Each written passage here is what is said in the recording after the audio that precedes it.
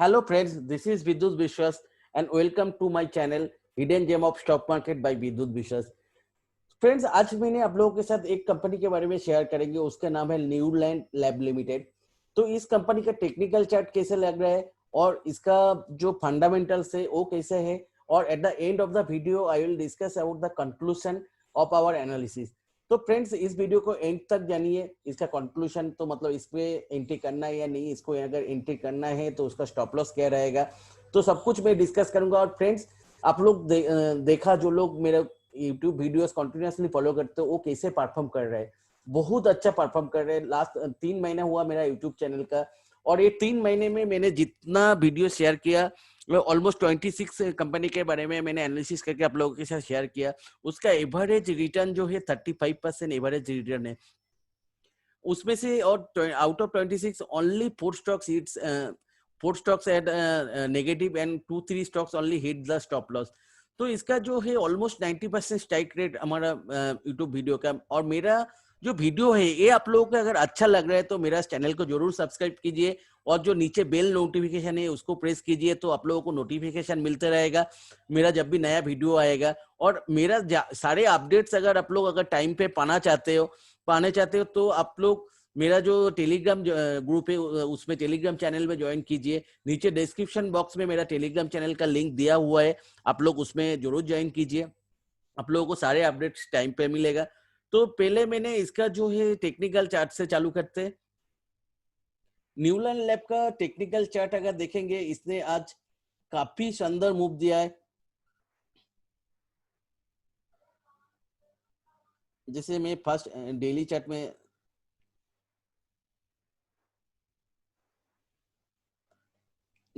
में देखूंगा, इसने काफी शानदार मूव दिया और continuously higher high higher lows दे रहे हैं। मतलब ये स्टॉक एक कंटिन्यूअस अप ट्रेंड में है, और इसमें हम लोग देख सकते हैं इस जोन में वॉल्यूम डेवलप, इस अप ट्रेंड में वॉल्यूम डेवलप में भी काफी अच्छा है। मतलब किसी ने तो बहुत ज्यादा क्वांटिटी में एक्यूमुलेशन कर रहे हैं। तो मैंने इसका थोड़ा लॉन्ग टर्म चार्ट देख लेते हैं। जो लोग मेरे को कंटिन्यूअसली फॉलो करते हैं उसको पता है मैं तो डेली चार्ट के ऊपर तो डिसीजन कुछ लेता नहीं उतना ज्यादा। तो थोड़ा अगर वीकली चार्ट में हम लोग देखेंगे इसको, जो लास्ट 2 साल से इसका एक आफ्टर 2017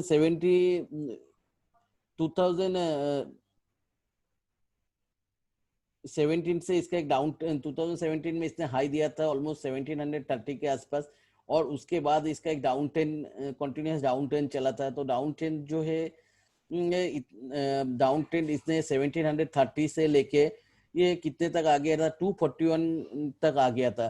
तो जो डाउन ट्रेंड है काफी लंबा टाइम से चला, लास्ट 3 साल से इसका डाउन ट्रेंड चल रहा था। और अभी ये डाउन ट्रेंड के बाद इसने अप मूव दे रहा है। इसने जैसे लास्ट हाई को भी क्रॉस कर लिया और उसके बाद continuous higher high higher low दे रहे हैं। और उसका हम लोग जो देख सकते हैं, उसका जो मेन रेजिस्टेंस जोन था लास्ट 2 साल से, उसका जो रेजिस्टेंस जोन है वो है 230 का रेजिस्टेंस जोन है।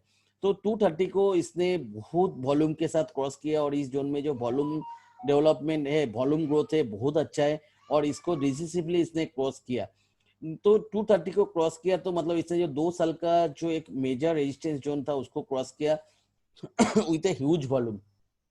तो वॉल्यूम ब्रेकआउट है, उसके साथ साथ रेजिस्टेंस, मेजर रेजिस्टेंस को भी ब्रेकआउट किया। तो हम लोग इसको जो है एक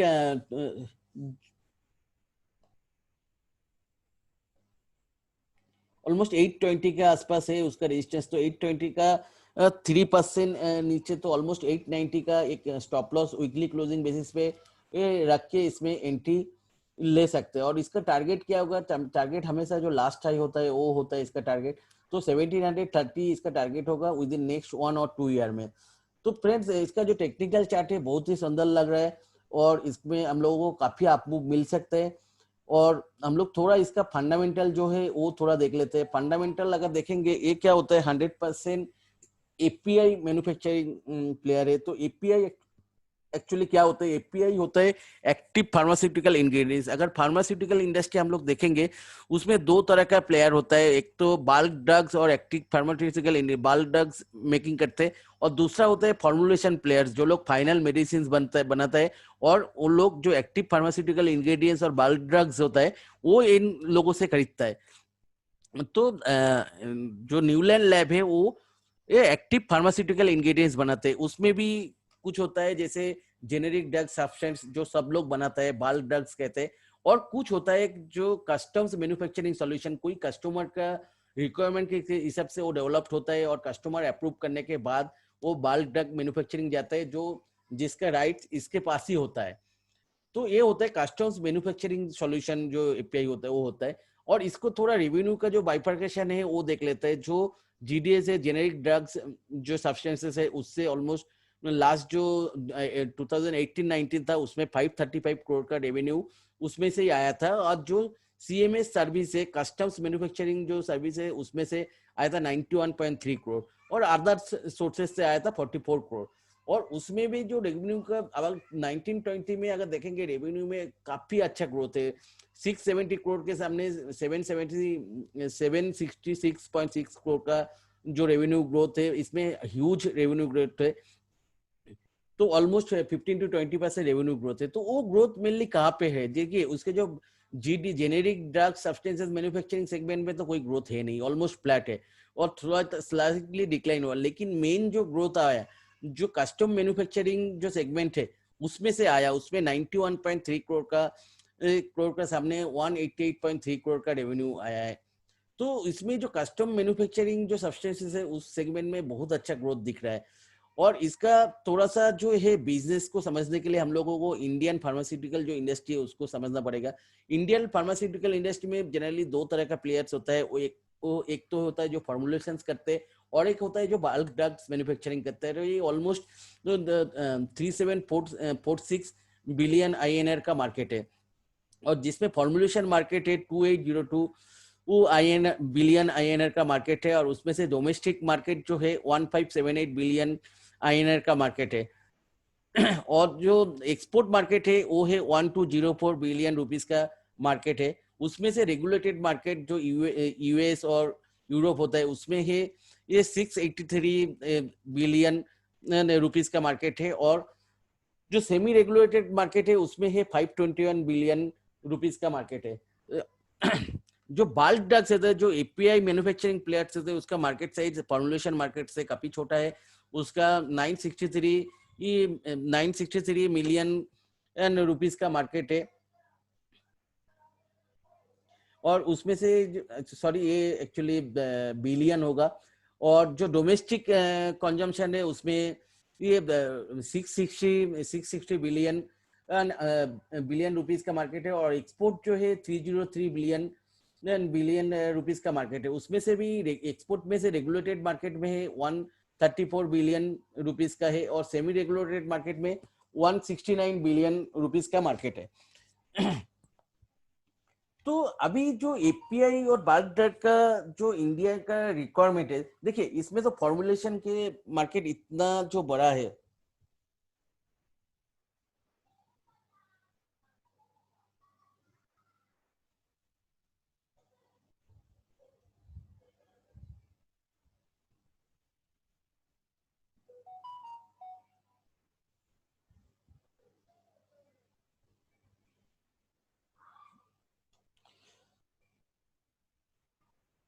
इसका जो फॉर्मुलेशन का मार्केट अगर हम लोग देखेंगे तो ये कितना बड़ा है कंपेरेटिवली बल्क ड्रग्स।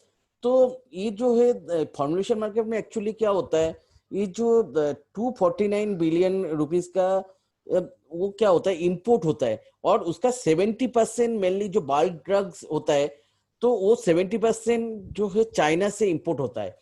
तो चाइना से इंपोर्ट होता है, और उसका 20% अदर कंट्री से होता है, 2% हांगकांग से होता है, 3% सिंगापुर से होता है, और 3% इटली से होता है, और 4% यूएस से होता है।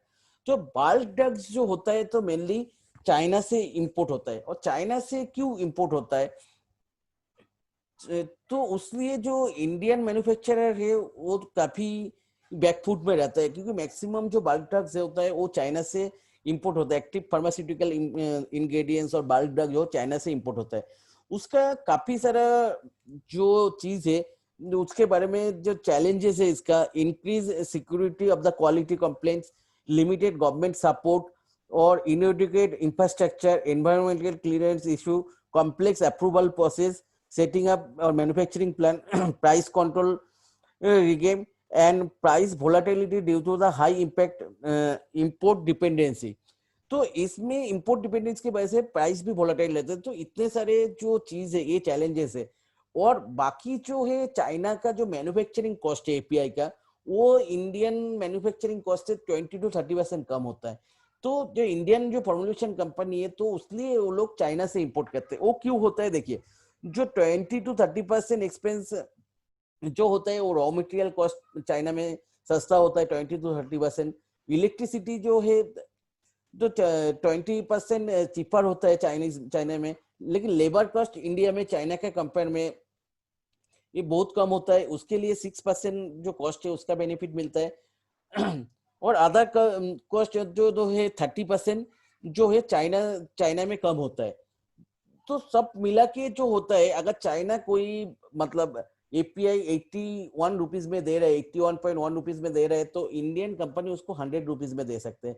तो अभी जो है तो इंडिया अभी ये देख सकते हैं क्यों इतना ज्यादा 70% इंडिया का जो रिक्वायरमेंट है, तो उसका मतलब जो बाहर से आ रहा है, इंपोर्ट हो रहा है, बल्क ड्रग्स जो है वो इंपोर्ट हो रहा है, क्योंकि इंडियन गवर्नमेंट का पॉलिसी है। अभी अगर देखेंगे तो गवर्नमेंट ने पॉलिसी में काफी सारे चेंज कर रहे हैं आफ्टर कोविड सिचुएशन। ऑलमोस्ट जो है सप्लाई जो चेन है वो ब्लॉक होने लग गया था, तो इसलिए इंडियन गवर्नमेंट ने अभी काफी सारे स्टेप लिए हैं। तो वो स्टेप जो है गवर्नमेंट ने रिसेंटली ये जो है अप्रूव पैकेज ऑफ 9940 करोड़ का एक पैकेज मतलब पैकेज दिया इस सेक्टर को बूस्ट करने के लिए। Domestic production of the bulk drugs को जो है बूस्ट करने के लिए एक क्या क्या है इसमें, include establishment of the bulk drug park with common infrastructure facilities and production link incentive in scheme to promote domestic production and of 53 critical key starting material drug intermediates and APIs।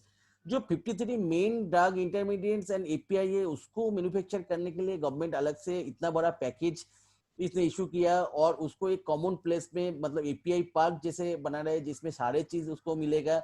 और main जो 53 की मतलब API है उसको बनाने के लिए government ने इंफ्रास्ट्रक्चर दे रहा है, जिसमें काफी सारे उसको फैसिलिटी मिलेगा गवर्नमेंट में। उसमें मेनली क्या कर रहे हैं, उसमें स्ट्रेंथन कर रहे हैं, strengthening the existing infrastructure facilities, easy access to standard testing and infrastructure facilities, and customization of resources and economies of scale, and reduce the ये सब के वजह से जो रिड्यूस होगा, ये सब जो गवर्नमेंट इनिशिएटिव के वजह से जो एक्सपेक्ट कर रहे हैं, जो इंडियन जो एपीआई का कॉस्ट है मैन्युफैक्चरिंग कॉस्ट, वो 20 to 25% रिडक्शन होगा।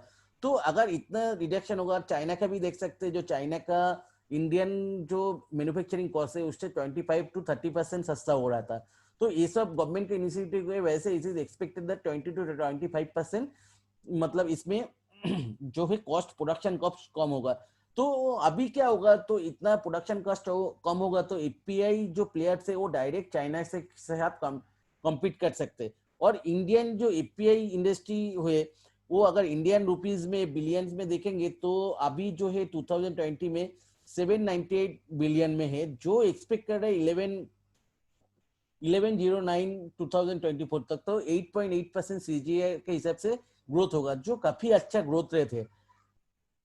तो अभी देख सकते हैं, तो रिसेंट गवर्नमेंट इनिशिएटिव के वजह से जो गवर्नमेंट अभी जो आफ्टर कोविड सिचुएशन चाइना से जो इंपोर्ट है उसको थोड़ा कम कर रहा है, और तो उसमें तो इंडियन जो मैन्युफैक्चरिंग एपीआई मैन्युफैक्चर है उसके लिए तो बहुत अच्छा है। और गवर्नमेंट इनिशिएटिव के वजह से जो रिसेंट इनिशिएटिव है गवर्नमेंट पैकेज के वजह से इसका जो मैन्युफैक्चरिंग कॉस्ट है वो भी थोड़ा सा कम होगा।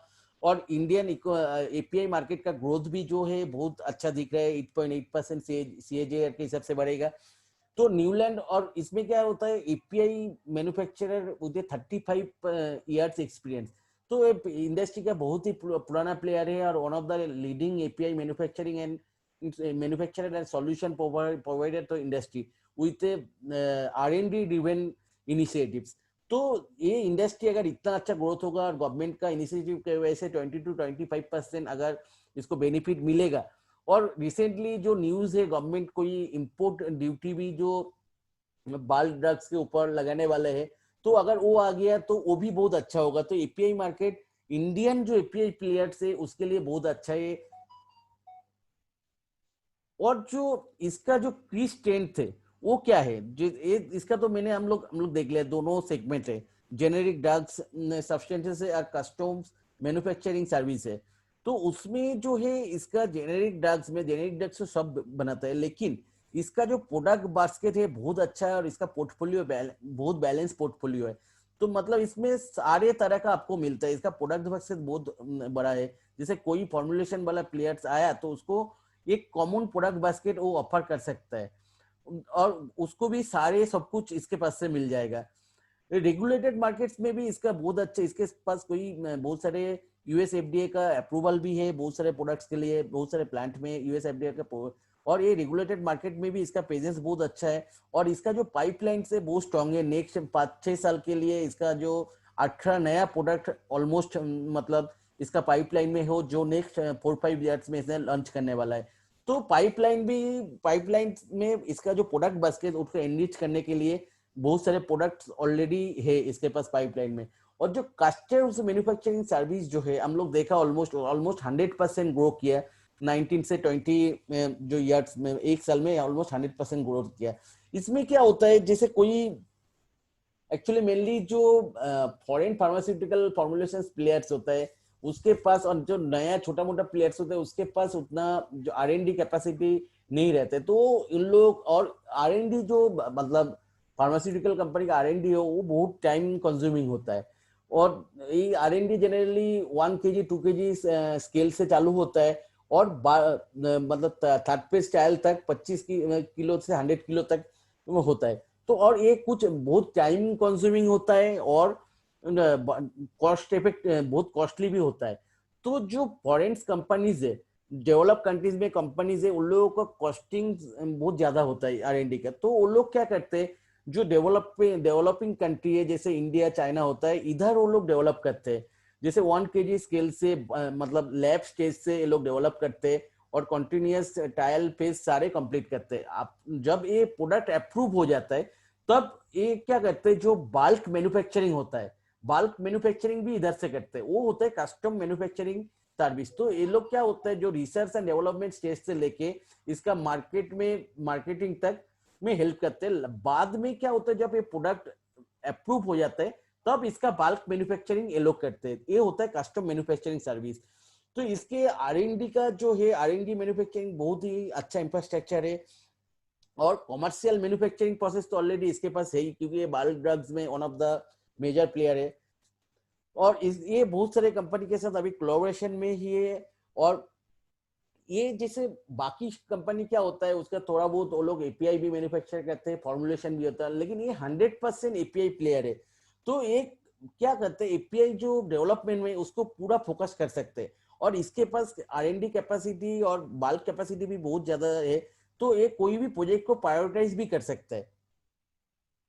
तो कंक्लूजन क्या है अभी, जो क्या है इसका देखा, फंडामेंटल जो है गवर्नमेंट इनिशिएटिव्स के वजह से जो इंडियन एपीआई मार्केट है वो बहुत अच्छा ग्रो कर रहा है और इंडियन प्लेयर्स को बहुत सारे बेनिफिट दे रहे हैं। जैसे इंडियन इसका मैन्युफैक्चरिंग कॉस्ट जो है चाइना का कंपेयर में जितना ज्यादा था वो अभी कम होने वाला है। और जैसे चाइना से जो इंपोर्ट भी है वो थोड़ा कर्व कर रहे हैं गवर्नमेंट। तो इसके वजह से जो इंडियन एपीआई मैन्युफैक्चर है उसको बोल सकता है गोल्डन एज आ रहा है। और इसका टेक्निकल चार्ट में ऑलरेडी डिस्कस कर चुका हूँ, ये बहुत अच्छा है। तो इसमें जो है इसमें हम लोग एंट्री कर सकते हैं, लेकिन हमारा एनालिसिस अगर गलत निकला तो उस टाइम में इसमें क्या है 800 का एक वीकली क्लोजिंग बेसिस पे स्टॉप लॉस रख के हम लोग इसमें एग्जिट कर जाएंगे। तो फ्रेंड्स ये है मेरा टोटल एनालिसिस। तो इसमें अगर इसको आप लोग लर्निंग पर्पस के लिए यूज कर रहे हो और इसमें आप लोग अगर एंट्री करना ही चाहते हो तो उसमें तब आप खुद का भी थोड़ा बहुत एनालिसिस कर लो और मेरा जो है इसको सपोर्टिंग लर्निंग डॉक्यूमेंट्स के हिसाब से आप लोग यूज करो। तो फ्रेंड्स अब मेरे को न्यूलैंड जो लैब है उसके बारे में जितना जो नॉलेज शेयर करना था इतना ही है। तो फ्रेंड्स अभी के लिए गुड बाय, और इसके बाद कोई नया एनालिसिस के साथ आप लोगों के सामने आएंगे।